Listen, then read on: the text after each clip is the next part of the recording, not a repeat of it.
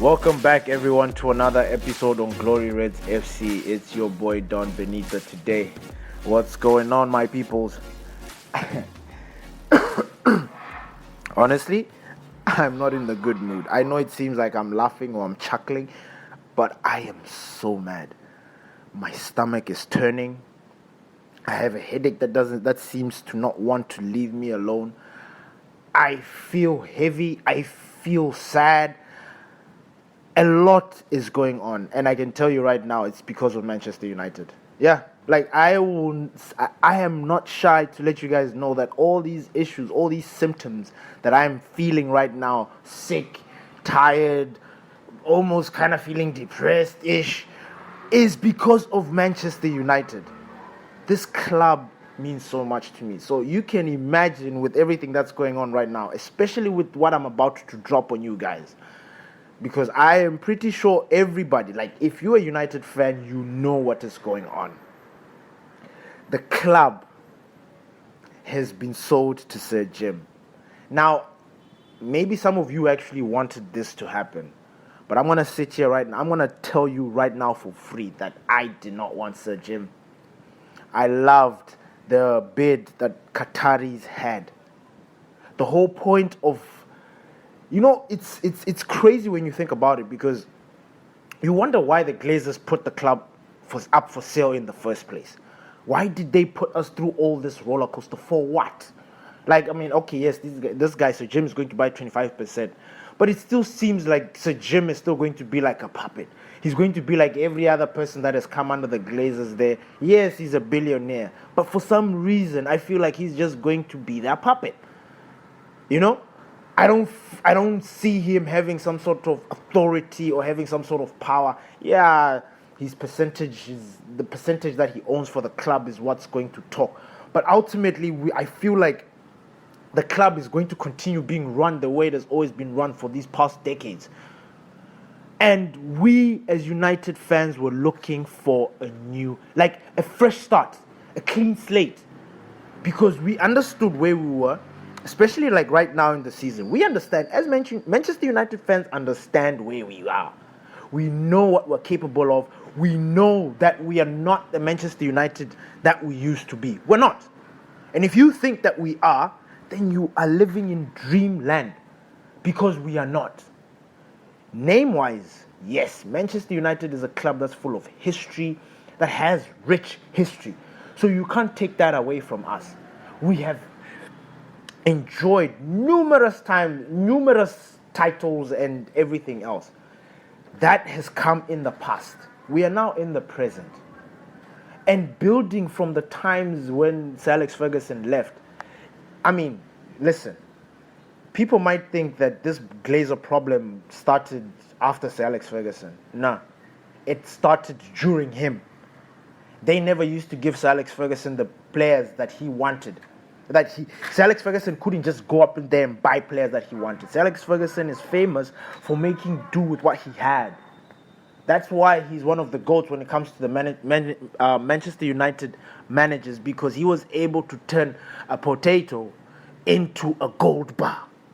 He was able to turn logs or a log into a Zidane. You know what I mean? He was the kind of person that would change the situation for us. Now, he managed to deal with the Glazers. Now, I don't want to jump too much into it. I just want to explain that this issue has always been going on. The only problem is that the modern day and the modern managers, they need to be backed. Now, we have gone through decades, almost a decade and a half, of inconsistent, incompetent, bogus scouting, rubbish management of the club. Now, we have had it up to here. We have had it up to our throats as Manchester United fans. So when the Glazers said that when they put the club up for sale, we were excited. I am pretty sure every one of us jumped onto it, because we knew that with the new, whoever is going to buy us, for example, whoever is going to buy us, as long as it's not the Glazers, we're cool. We are cool. We were sick and tired of people that are coming into the club, taking money out, taking out dividends, not even putting money in, especially when we need it. You know, there were times we have to sit down and have another episode where we can talk about the stupid signings that they brought into the club and the signings that they, like, the mismanagement of our first team has been so bad that all of it boils down to the Glazers. And we have gone through it as United fans, and we're sick of it, and we don't want it. So we wanted them gone. So we thought that the club being up for sale, this was an opportunity for us to get bought by somebody that actually loves the club, by somebody who actually wants to do right by the club. I'm like, okay, then Sheikh Jassim comes into the picture. He is a boyhood Manchester United fan. He supports the club. Already he ticked the first box, because you know what? We want somebody who is, in as much as they're a business person and in as much as acquiring Manchester United is a big investment, we want somebody that loves the club. Somebody that will feel the same pain that the fans feel, the same passion that the fans feel, the same roller coasters fans feel, the same things, like everything we feel, we want our owner to feel the same way. Because if that is the case, then we know that our club is in good hands. We know that the owner is always going to be listening to the fans. Because believe it or not, Glazers, football is for the fans. This club is for the fans. You own it, yes, but it's for the fans. And here you are. You guys couldn't give a toss. Like, you guys don't care about us. You don't care about the mental health disruption you guys are causing right now. The mental health issues you are causing right now with people, because people take the club as a religion. People wake up every morning trying to see what's going on with the club, waiting to hear from fan channels, from people, just to know about what's going on in their club. People bet on their club. We buy merchandise from the club. People go to watch games, away games. We've got fans who go away to watch. When we travel to Europe, we've got fans that travel. Are you paying for those fans? You don't care. These fans are the people that are there supporting the players. They're supporting the team that you have so mightily screwed up in your own way. You have completely messed up the United squad. You are disrupting the fans who support this disrupted team that you guys are there. And then you're sitting there and you want us to keep on supporting, subscribing, watching games, TV channels, all this other stuff. And then you guys don't give a damn. You just don't care. You just sit there and you're like, yeah, we're just going to take the money. Sheikh Jassim's bid was mouth-watering. He wanted to buy the Glazers out. 100% buy. Meaning the Glazers are uprooted with their roots. Everything is going. Nothing Zaz will remain at the club. Nah, gone. He wanted to invest in the facilities, the training camp, everything that has to do with the first team, the stadium. He wanted to put money in there. He wanted to invest. He wanted to put money in investments so that we can, meaning a cash injection into buying players. Not the nonsense that we just experienced during this summer. Like, you look at Amrabat, he's on loan, but he's a permanent player because we're going to buy him during the summer. He's our player. Believe it, he's our player. But then we bought him on loan because we couldn't afford. This is nonsense. This is nonsense. Buying players that we don't want, not listening to the manager, going above the manager, not supporting the manager. When the manager needs... This Sheikh Jassim was about to literally make every United's dream come true. Every United fan's dream come true. We were going to be... I'm telling you right now, we were going to get players that were going to come into the club. The boys were going to feel professional because they've got the right facilities. The stadium was going to look nice and everybody was going to be talking about it. The players were going to be performing because we've got the right players. He's invested money. They've put money in to buy players. You know what I mean? So the manager is getting players that he wants, not second, third, fourth choice. Nah, he's getting the player that he wants. Number one choice. When was the last time we got our number one choices? The manager got number one choices. I'll wait. When was the last time a manager was like, I want this player? An expensive player who he's dreaming about. Not a player that the Glazers or the board or everybody else are suggesting should be his target. Like giving him options and say, listen, this is where your budget is, work with what you have. Nah, a manager, like when was that? I'll wait. Sheikh Jassim was going to do that for us. Sheikh Jassim was going to tell Erik ten Hag and say, listen, my man, who do you want? You want Mbappe? I mean, Mbappe wants to go to Real Madrid, and you know that's his dream. But you know what? I got the money for it. How much is it? 300, 400 million. Slaps him with it on his face. That's what we were going to get. Guess what we are remaining with? We're remaining with Sir Jim, who just bought 25% shares into the club. We don't even know at what capacity, because they still have to come back to us and let us know their plan. We need to know their plan. You know what I mean? So we're still waiting for that big Manchester United statement. I'm sure that will come towards when now everything is finalized. But we don't really know exactly. The Glazers are hoping to sell the club later on and make cash. You know, the Glazers is just thinking about them. I mean, you could say big up to them because they don't care. They're just thinking about them in their pocket. Fine. Like, they've been consistent with that. But this is not good for the club. It is absolutely not good. And then here's another thing. Here's another take that has been bothering me for the long time.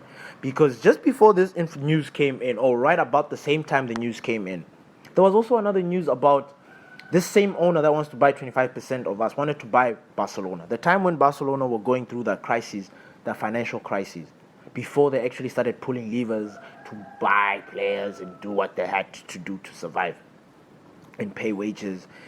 This Sir Jim who is going to acquire 25% of Manchester United, he wanted to buy Barcelona. I think he wanted to buy half, 50%, but he had some very ridiculous conditions. I think he wanted to buy shares that can never be contested. Like, he doesn't want to sell his shares. Once he buys his shares, he never ever wanted to sell them. And I'm sure those guys looked at him like, yo, are you crazy? Not only that, apparently, and by the way, the deal for Barcelona, what he offered was a very good deal.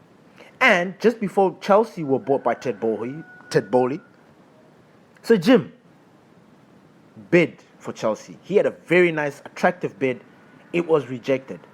This man keeps going around looking for the finest piece of ass, and they keep rejecting him. Lo and behold, he has found Manchester United. Because you know what? Manchester United is the club where we make history for other clubs. We let people, we take it from the back. You know what I mean? We allow people to come and mistreat us. We allow clubs to abuse us when it comes in the transfer market. We allow people to bully us, give out ridiculous amount. We allow players to come here and demand things. That's what Manchester United are. And lo and behold, this desperate person that has missed out on big clubs finally got a piece of Manchester United's ass. That's how I see it. Now, I know that might rub you guys the wrong way or anything like that, but that's how I'm seeing it. Like, I'm upset. The Glazers have allowed this one person. And this man has got another club, Nice. In France. Is it Nice or Marseille? It's Nice. He's got a club. And there is some strange thing that I read that because if for next season, for example, if he happens to buy Manchester United, because he owns Nice, and if Nice qualify for the Champions League, and we too qualify for the Champions League, one of the clubs, like one of us, and you can imagine these are from two different leagues, But because he is the common denominator, an owner cannot have two teams apparently that two playing in the Champions League or something like that. So it means we might miss out. What kind of nonsense is this? If you're a United fan there and you're supporting this thing of Sir Jim, there is something wrong. Because we are not relinquishing anything. We are still in the clutches of the Glazers. We're still locked down with them. We're still in bed with them. And we are not going to change. United is going to be a mid-table team as long as these guys... Listen, the only thing that they can do at this point is prove me wrong. Or prove us wrong.